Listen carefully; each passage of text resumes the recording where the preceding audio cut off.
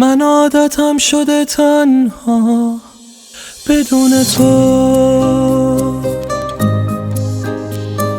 هر روز را برم تو این پیاده رو. من عادتم شده چیزی نخوام ازت، فکر منو نکن خوبم گلم، فقط دل با پس توام که ساده میشکنی کوه غمی، ولی حرفی نمیزنی، میترسم از پس دردات بر نیاد. من عادتم شده چیزی ازم نخوای، دل با پس توام که ساده میشکنی کوه غمی، ولی حرفی نمیزنی، میترسم از پس دردات بر نیای.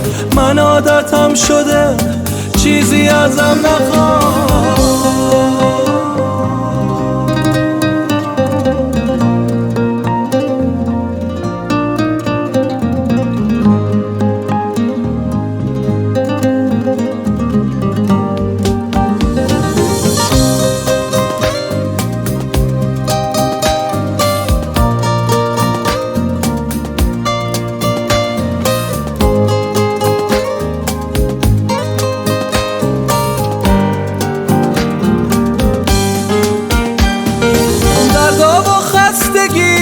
مال خودت شده، چیزی نمیگی، اصرار بی خوده، اصرار میکنم انکار میکنی، حرفای قبل تو تکرار میکنی.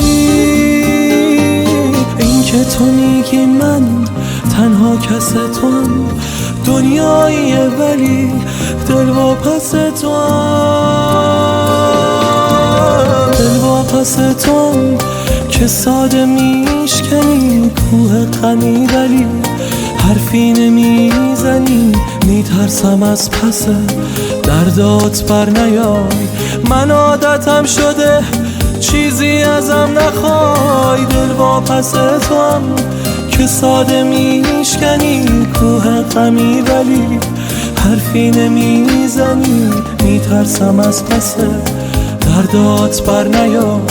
من عادتم شده چیزی ازم نخوای.